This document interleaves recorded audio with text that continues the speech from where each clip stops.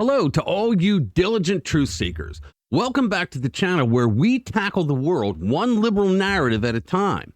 Rich here, and today we're discussing the media's spin on a notable figure, law professor Jonathan Turley, and they tried to twist his impeachment inquiry testimony. We have a couple of videos showing how Democrats tried to trash the law professor and how he fought back. You are not going to want to miss it. We've always known that the Democrats are a load of human debris, but they went into full-blown scumbag mode on this one. Let's get into it. Jonathan Turley, a venerable law professor hailing from George Washington University, is a revered constitutional thinker by both sides, more so by the Republican conservatives. Let me remind you, this is a man whose expertise has been sought during the impeachment hearings for both Bill Clinton and Donald Trump. And now, unsurprisingly, he's been called upon during the impeachment inquiry for our under-the-radar big guy, President Joe Biden. But lo and behold, Democrats and their media cohorts have manipulated his words, effectively pulling the wool over the public's eyes. Well, maybe the left's eyes. But are we surprised? Not on your life. Misinformation seems to be their bread and butter. The blue corner, eager to dismiss the inquiry as baseless revenge for Trump, latched on to a single line from Turley's testimony, where he said, "I do not believe that the evidence currently meets the standard of a high crime and misdemeanor needed for an article of impeachment." They took this statement, packaged it in a neat 7-second clip, and posted it on their official social media. And then they sat back to watch the likes and shares roll in. And you know what? It worked.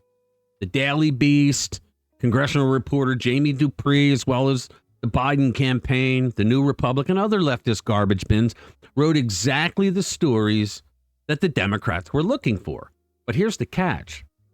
They kidnapped Turley's quote from the serenity of its full context. While the professor did indeed say these words, let's absorb them in their full gravity with the rest of the statement. He actually said, quote, "It is important to emphasize what this hearing is not.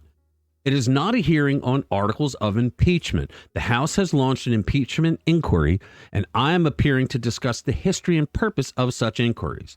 I have previously stated that while I believe that an impeachment inquiry is warranted, I do not believe that the evidence currently meets the standard of a high crime and misdemeanor needed for an article of impeachment.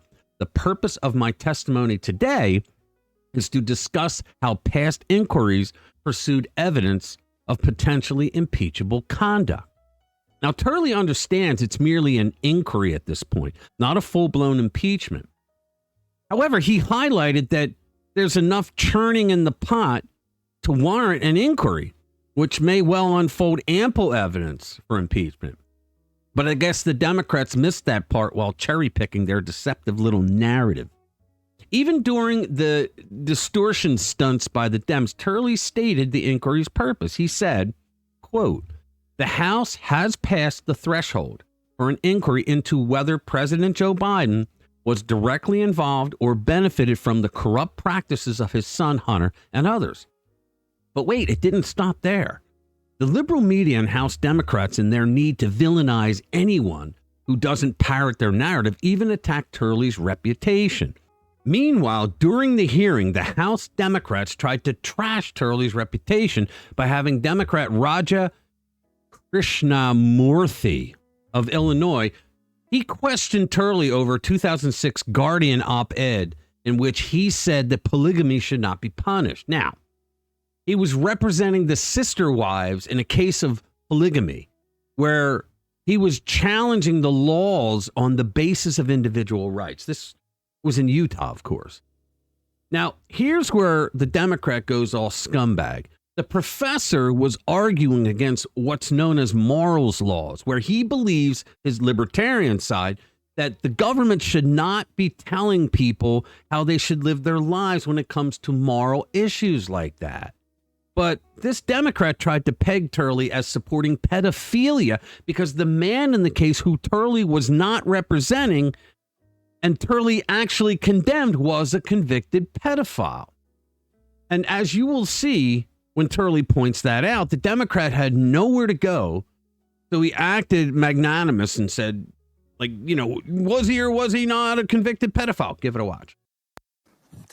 Professor Turley, in 2006, you wrote an op-ed in The Guardian entitled, quote, "Stop Persecuting Polygamists." There, you likened polygamists to, quote, persecuted minorities, and you said polygamy is, quote, a practice with deep and good faith religious meaning. Isn't that what you said? I represented the sister wives family in challenging a polygamy prosecution. The answer is yes. You've been crusading for legalizing polygamy for years. In fact, in an op-ed in the USA Today, you said that a Utah polygamist named Tom Green, who was also convicted of pedophilia for raping his 13-year-old stepdaughter, should not have been charged with polygamy. Now, Mr. Chairman, we're counting... Can I respond? Because it's not entirely accurate. I actually criticized him. What I was dealing with was the constitutionality of what is called morals legislation. And I admit I'm pretty libertarian. Was Tom Green convicted of pedophilia and rape? Was he convicted of pedophilia and rape? The answer is yes. The Democrat doesn't give a shit about the truth of the incident. He just wants to make it look like Jonathan Turley, one of the most respected constitutional lawyers in the country, he wants to make it look like he supported pedophilia. Scumbag. Okay, so here is the professor fighting back. I don't want to jump on your time because I know you all have important things to do, but I would like to respond to the attack that you mentioned. You may do so. Thank you, sir. I'd like to explain what that attack dealt with, if nothing else, for members of the committee than for my 3 children here, who may be a little surprised by what they just heard. Can you believe it? As they, I think, know, I've spent my life challenging what is called morals legislation. Listen what to the this. Democratic member attacked me for are laws that dictate to others how they should live their lives. Some of those laws have been used against gay and lesbian couples. They've been used against minorities. The individual that the member described, I condemned. I represented the sister wives in a case challenging that law on the basis of individual rights. The trial court. He wasn't representing the pedophile. He was representing the sister wives. Ruled in our favor and struck down that law the first time that type of law had ever been struck down. The 10th Circuit later dismissed on technical grounds. But I just want to end with one other thing, and that is, it's not going to make a difference. Listen to this. This has become a pattern of witnesses, whistleblowers, FBI agents, journalists being attacked in Congress. Yep. It won't make any difference. It won't change the constitutional standard. It won't negate any evidence that you have. Say it. But at some point, you've got to say enough. You know, that we have to have something, the public has to have something in Congress to look to have faith. Thank you. I have to tell you, it's not that I think that absurd attack meant any difference to my children or to the people that are watching. It makes a difference to our process. Yes. Witnesses should not have to... Mr. Chairman, I hate to interrupt Professor Turley, but could our witness get equal time then? Because we're You hear this? over a He's minute interrupting over. even now. Has Chairman, your I witness... think gentleman's time has expired. He responded to the false allegations by your members, and I apologize for how you all have been treated. I apologize to the American people watching this hearing for the parliamentary stunts. Now, can you believe this, folks? The Democrats even interfered when Turley was trashing them back because of what kind of scumbags they are. Unbelievable. Jonathan Turley, a self-proclaimed liberal, is a rare case of placing reverence for the U.S. Constitution above his liberalism. Now, that's a trait that he shares with the equally attacked Alan Dershowitz. For Democrats, it seems that you can only wear your liberal badge if you place the Constitution second. All right, so that's it. Make sure you subscribe to our channel if you haven't already. Share our videos with like-minded friends who want to stay informed with what's really going on. Stay informed, stay vigilant. Always remember to read between the lines and the lies. Thanks for watching this video. I'll see you in the next one.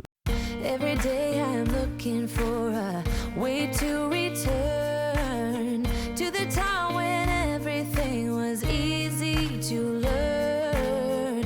Don't know when serious.